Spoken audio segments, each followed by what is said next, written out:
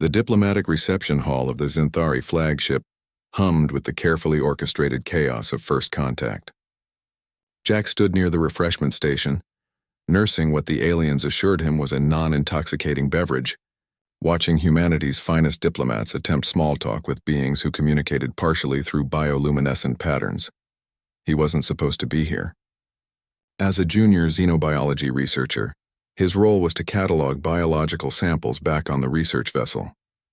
But when Ambassador Chen's assistant had fallen ill with Rigelian flu, someone needed to carry the data tablets, and Jack had drawn the short straw. The Zinthari princess entered through the main archway, and the room fell into a respectful hush. Princess Therakai was everything the briefings had described. 7 feet of elegant crystalline carapace that reflected the light in prismatic cascades, her compound eyes like galaxies unto themselves. She moved with the fluid grace of someone born to command, her escort of royal guards flanking her like living shadows. Jack kept his position by the wall, trying to remain invisible. He'd been instructed not to make eye contact with royalty, not to speak unless spoken to, and certainly not to do anything that might create an interstellar incident.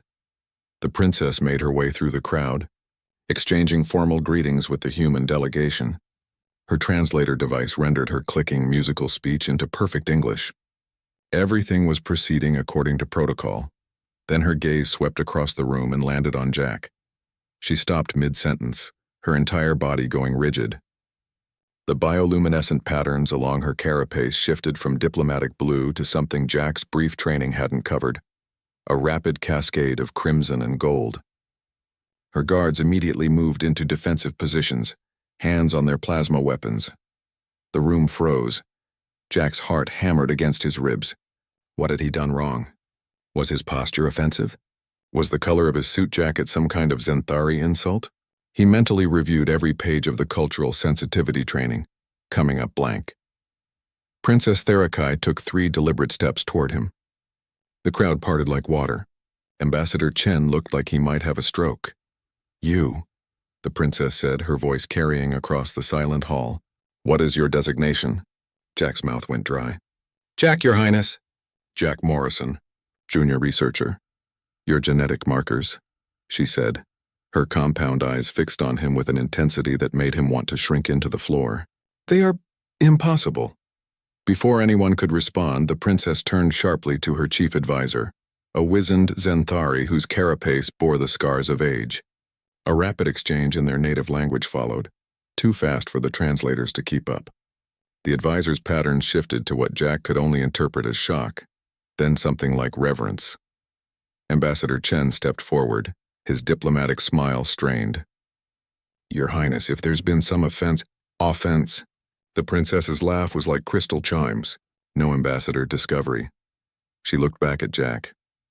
"You are unaware of what you carry." Over the next hour, as the reception dissolved into an emergency briefing, Jack learned the truth that would reshape humanity's place in the galaxy. 30,000 years ago, an ancient race called the progenitors had seeded the galaxy with genetic codes, templates for intelligence, consciousness, and what the Zinthari called the flame, the indefinable quality that separated mere existence from true awareness.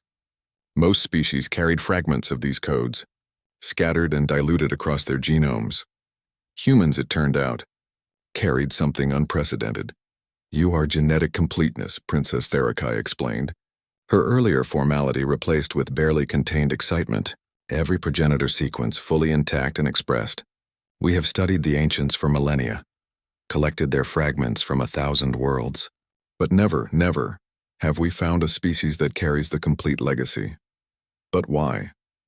Anna Chen, the ambassador's daughter and a xenogeneticist, had been hastily summoned from the research vessel. She stood beside Jack now, her tablet displaying cascading genetic data. Why would Earth be different? The princess's pattern shifted to contemplative purple. "Your world was isolated, yes? Far from the major space lanes, unmarked in our charts until your recent expansion." "The galactic backwater," Jack muttered. "The preservation vault," the princess corrected. "While the rest of the galaxy mixed and evolved and diluted the original codes through 1,000,000 generations of cross-pollination, your species remained pure, uncontaminated, a living time capsule." Anna's fingers flew across her tablet. This explains the anomalies we've been seeing in human-alien biological studies. Our adaptability, our resistance to certain pathogens, our cognitive flexibility. Your potential, the princess interrupted. Do you understand what this means? The progenitor codes aren't just genetic curiosities. They're keys. Technologies, dimensional mathematics, consciousness architectures. The ancients locked their greatest achievements behind genetic passwords, ensuring only worthy inheritors could access them. Jack felt the weight of a million eyes on him, not just those in the room, but those of entire civilizations watching through the live feeds. So what now? Princess Therakai's pattern settled into determined gold. Now, Jack Morrison of Earth, you and your species become the most valuable beings in the known galaxy. Nations will seek alliances with you. Others may seek to exploit you. But if you'll permit it, I would offer the protection of the Zenthari Empire and a partnership in unlocking the ancients' legacy. She extended one crystalline hand. Together we could rediscover wonders lost for eons. Jack looked at Anna, who nodded almost imperceptibly, then at Ambassador Chen, whose expression had shifted from panic to calculation. Humanity had reached for the stars expecting to be newcomers, apprentices in a galaxy of elder races. Instead, they were the inheritors of something far older. Jack took the princess's hand. Her carapace was surprisingly warm. Together, he agreed, and felt the future shift beneath his feet.